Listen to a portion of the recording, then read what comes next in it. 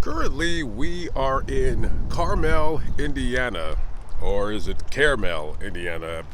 Depends on however in which way you want to say it. Today, we're going to talk about a murder that was committed by three bungling idiots. And it kind of goes to show you, well, number one, you shouldn't kill people. And if you feel the need to kill people, just go ahead and do it yourself if you want something done correctly. Without further ado, I have nothing to sell you. There's no product promotion on this channel. We're just gonna get right into the story. We're gonna go back to, let's say the middle of 2020. Now you have a couple, Heidi Littlefield. At the time, she's about 41, and we have her boyfriend, Francis Kelly. He's about 45, 46 years of age.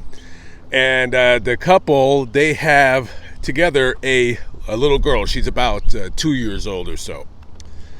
Now, seemingly everything appeared to be okay. They were a happy couple. Hopefully they were in love. I mean, they just took both of their DNA and created a new life form out of it.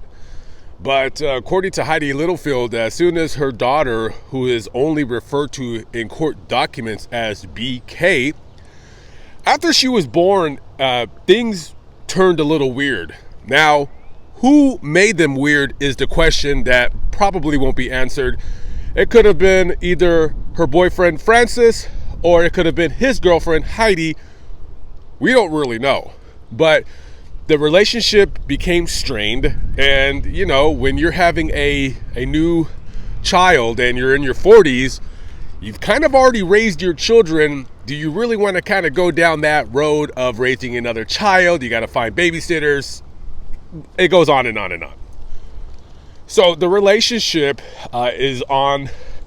I guess it's just frayed. It's fractured.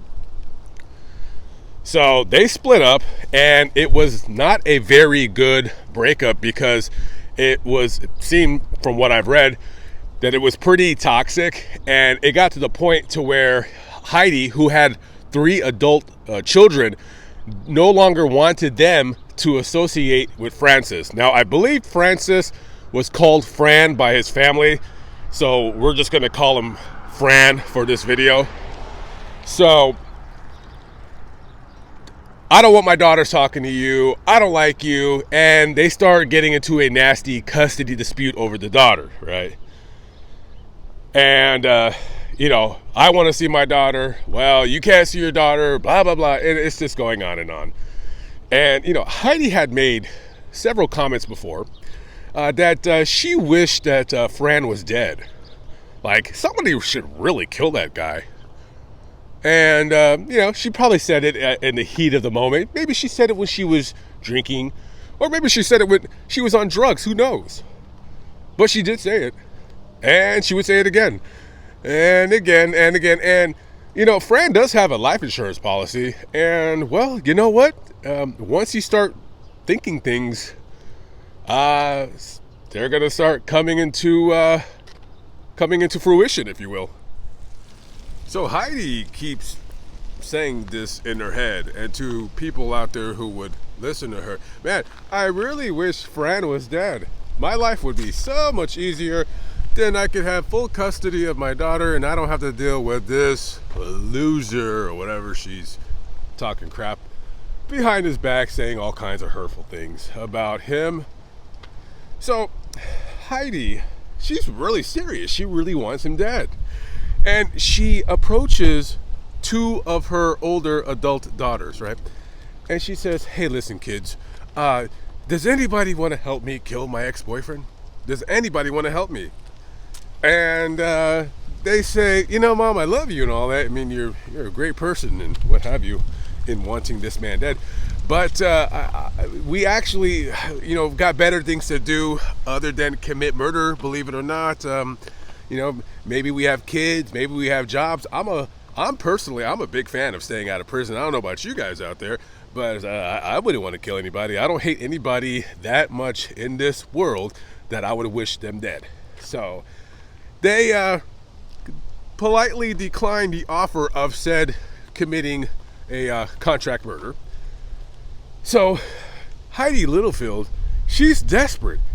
I can't get any service in this world. I mean, you want somebody dead, and you can't even find anybody to commit the crime. I mean, they really need to make like an Uber for the contract killing. That actually would be a great idea. I guess it'd make a lot of money. Too bad it wasn't around at the time that she wanted to commit this stupid murder. So she approaches her other daughter.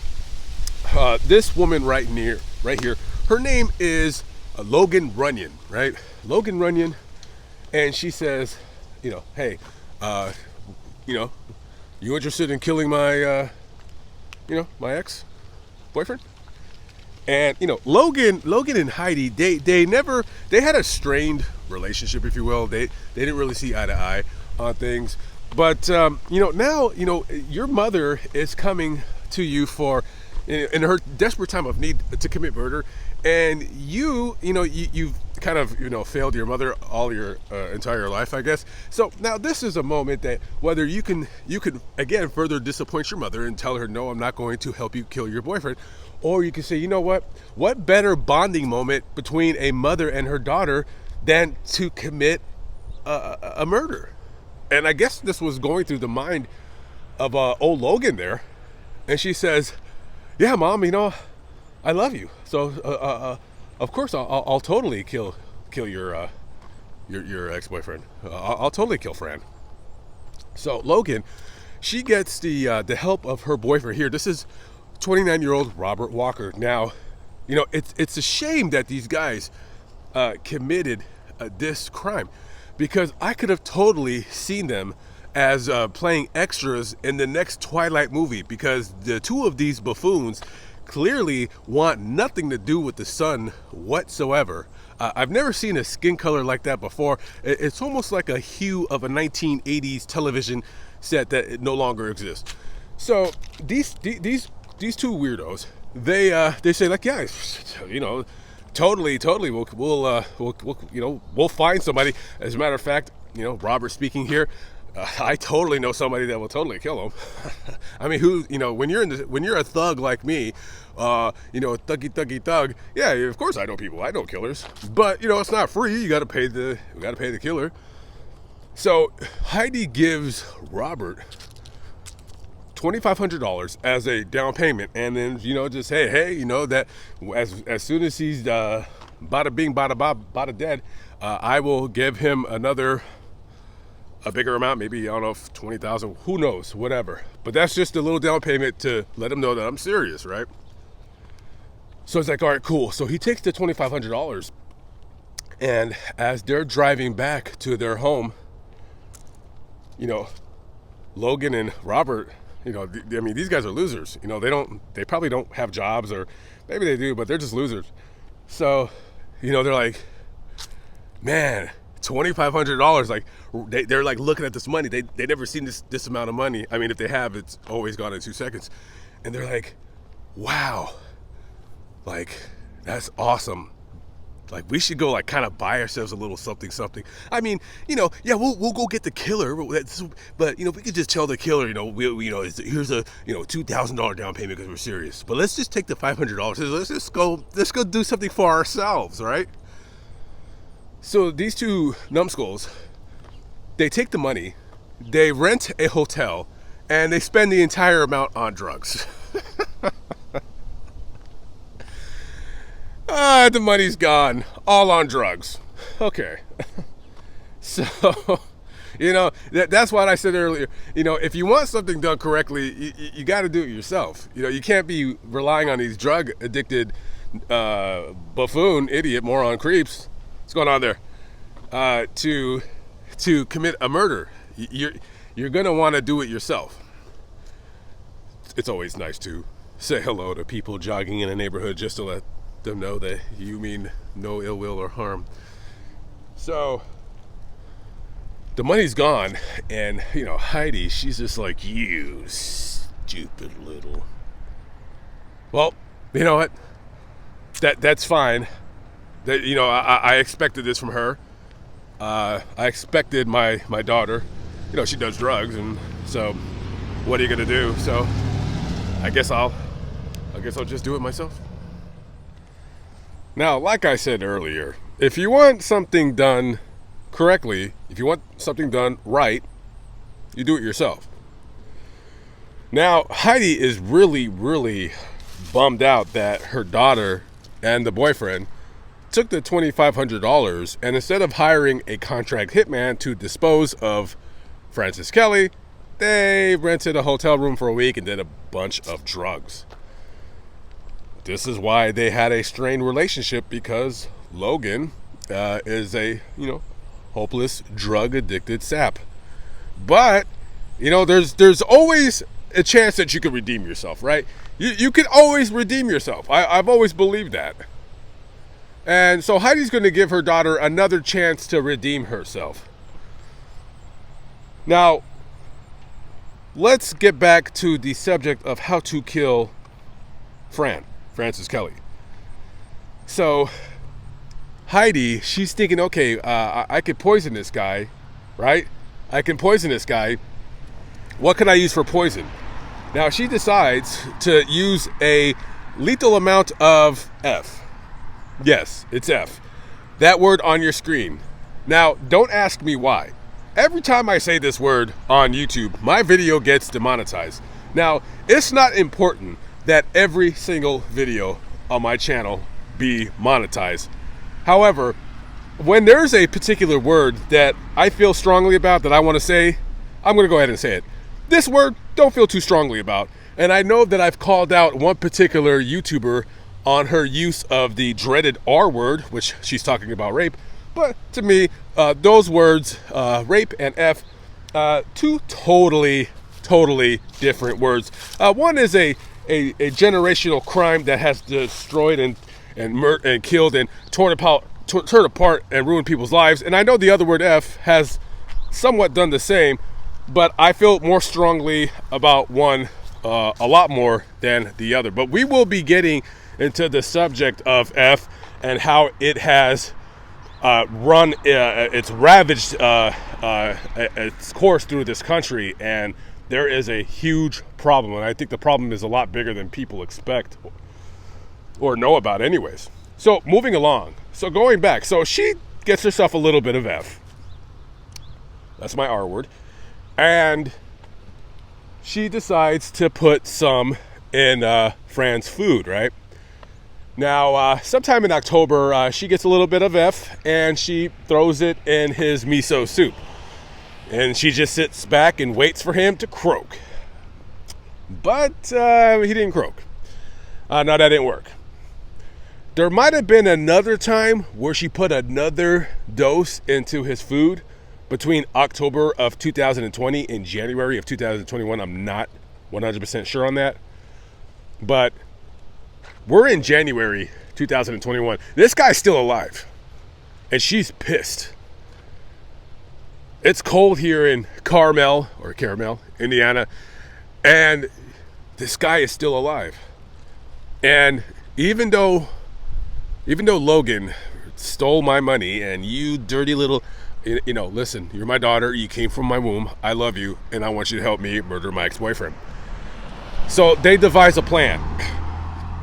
So their daughter, who I believe might be turning 2, there's a birthday coming up or something along those lines.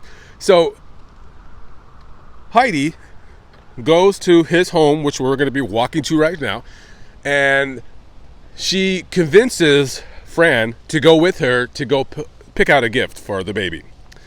So as they leave the house, Logan, who's there, sneaks in, grabs the F, and puts it into his oatmeal, which is sitting in the fridge. Now Heidi tells her, "Hey, listen, you little whatever. Hey, put more than we need." So she puts whatever amount she thinks is going to do the job, mixes up the oatmeal, and that's it. So they return, and Heidi's like, "Yeah, I gotta go. I got better things to do than hang out with you." So she leaves. So, Fran's hungry, so he goes into the fridge and he gets himself some oatmeal, puts it in the microwave, heats it up, and he's chowing down on that oatmeal. So sometime later, Fran texts Heidi, and he says, "Hey, did you put something in my oatmeal?" And she replies, basically, she says, "What the F are you talking about?" And he says, "My oatmeal tastes funny, and I've eaten some of it, and now I'm lightheaded." And that was pretty much the end of the conversation.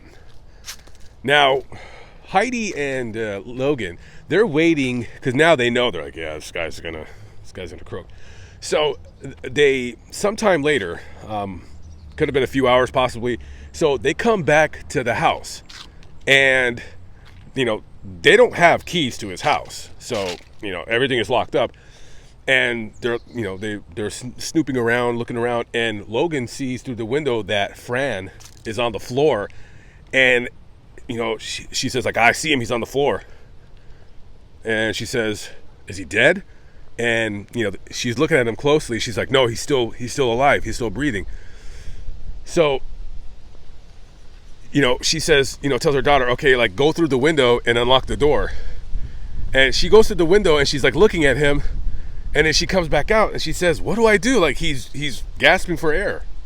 We could save him. We could call the police and just call this all off, and maybe we won't get caught. They'll find out that maybe we'll get in trouble, but at least we won't be in prison for murder, maybe attempted." But she says no. She goes, "Listen, I just watched this this Jet Li movie. Just break his neck." What? Yeah, just break his neck. I seen it in the movie. It's like really easy. You just gotta go like that. It's just hold his chin and just kind of snap like a tree branch. And she's like, "I can't break his neck. I'm not, that's whatever." So, Heidi is she's fed up. Now she's fed up. She says, "Get out of here." So she lets her mom in, and it's that house right there, right in the middle of your screen. That's where the murder occurred. And so she goes upstairs to his room, and she's like looking for something to kill him with or something. So she sees, in his closet, he has, that favorite tie of his. Yeah, he loved this tie. Yeah. So she grabs his favorite tie, goes downstairs, wraps the tie around his neck, and strangles him to death. Yeah. See? If you want something done, you just gotta go ahead and just do it yourself. So that murder occurred on or around January 14th of 2021. And again, here is the home where the murder occurred. Okay, so now that the dirty deed is done, we're going to sit back and wait for the process of the life insurance policy to pay me whatever amount of money it is that I'm going to be expecting. I'll pay my daughter and her boyfriend to shut up. So no one's going to ever talk about this ever again, and we got away scot-free. No, that's not how that works. So his body would stay in that house for, I believe, the next 3 or 4 days or so.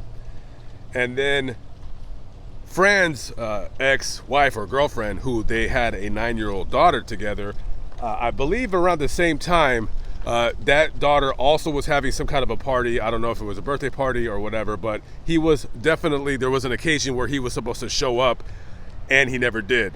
And that was not something that he would ever do. So the girlfriend or wife, she got very worried, and she went over to his house, and I'm guessing she doesn't have the key, and so she calls the police to do a welfare check, and they go inside and they see Fran's body on the floor. There was a call to EMS to come out, and he had already been dead for 4 days. The rigor mortis had already set in. So there was nothing at all that they were even trying to do in an attempt to save his life, because he was already long dead.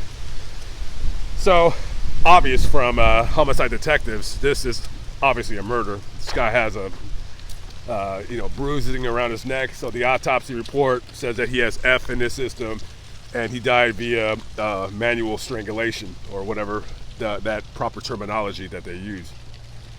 So now we got to find out, who killed this man, and it's always the people closest to the person. And it didn't take a whole lot of detective skills to find that Heidi Littlefield was responsible for this murder, because, well, they talked to Fran's family, and they said yes, that she had said on previous occasions that she wished that he was dead and what have you.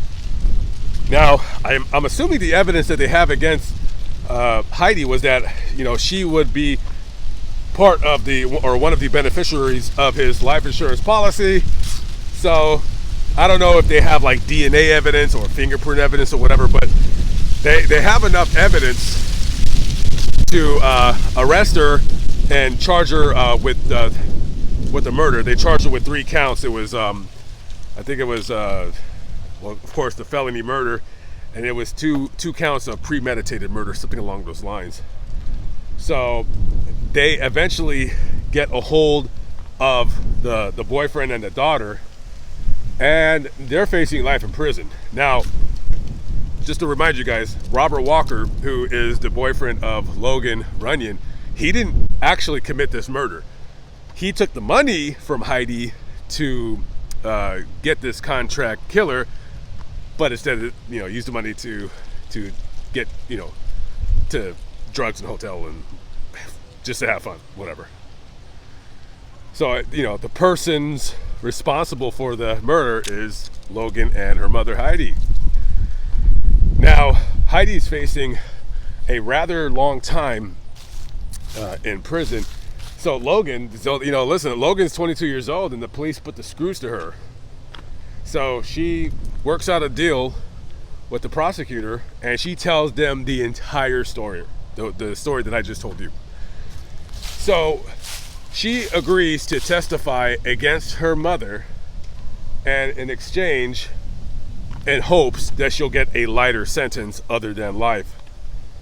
So the trial takes place the following year, 2022, and she is quickly found guilty by a jury of her own peers, or maybe as close to as peers as you can get, considering that possibly none of them are murderers themselves. And so she's found guilty, and she's sentenced. Well, when she goes for sentencing on October of 2022, so they sentence her on all 3 of the charges. So the first charge, the main charge, was the murder. She got 60 years in prison, right? And she's like, oh boy. And then the second charge, which is the conspiracy, she got 35 years for that. Oh boy. And then they gave her another 20 years on the second conspiracy charge. So you have 3 charges altogether, 60 years on one, 35 on another, and 20 on another. So she's probably thinking to herself, she's like, damn, 60 years in prison. So all of these will be ran together. So I'm gonna go, I'm 42 years old now. So I have to do 60 years. So she's doing all of this math in her head. She's like, all right, so 60 years, Indiana, well, I'll have to do 80% of my time. So I'm going to do about 45, 46 years. So when I get out, I'll be about 88, 89 years old. Now, listen, 89 is the new 74, right? So when she gets out, when she's 88, 89, as long as she's in good health, hey, let's play ball, right? But no, those charges were ran consecutive. So they're stacked. So she has to do 115 years. She's like, 115 years? And then she starts doing the math in her head again. She's like, all right, I'm 44 right now. So, when I get out, I got to maybe do 102 on 115. So I'll be 148 years old. Well, you know what they say, 148 is the new 112. So, maybe she can prove science wrong. I don't know. So she ends up getting 115 years in prison, and she has tried to uh, you know, appeal her sentence, and it didn't go through. They threw it out of court, so she is, she'll have plenty of time to use whatever appeals she thinks that whatever, but she ain't never getting out of prison. Now her daughter Logan, in exchange for testifying against her mother, she gets 26 years in prison, which is a pretty good deal. And what's so sadly funny, is that if she looks like this at the age of 22, can you imagine what she's going to look like when she gets out of prison? Jeez Louise, this is one of those people that will not age very well. And so finally we have Robert Walker. He's the guy that took the money and just did a bunch of drugs. He had absolutely no intention on hiring a killer. He just wanted to get the money to do drugs. Well, the problem is when you involve yourself in criminality such as this, even though you had no intentions of committing the murder, the court doesn't see it that way. So just because of him taking the $2,500, he ends up getting a 20-year sentence. Now, 10 of those years are going to be done in prison here in Indiana. The other 10 years are going to be suspended, and then when he gets out, he'll be on parole for, 4 or 5 years. And more than likely, he's probably going to mess up his parole and go back and do the other 10 years. So he won himself a 10-year trip to prison. And that is the story of these weirdos here in Carmel, or is it Carmel, Indiana. Listen up, guys. No amount of money is worth your life or somebody else's life. If you're thinking about killing somebody, think again, because you might get away with it, and there's been plenty of people that have gotten away with murder, but there's been a lot of other people that have not gotten away with it, and they're sitting in jail eating top ramen soup, and they're using the bathroom in front of a bunch of other guys. Anyways, Lamont at large. I'll catch up with you on the next video. Hope you enjoyed this one. Hope that it was not too long to explain the story. Sometimes people want longer videos, sometimes people want shorter videos. So I try to kind of, put some of this, put some of that. All right? Okay. All right. Catch up with you later. Have a good one. Peace out.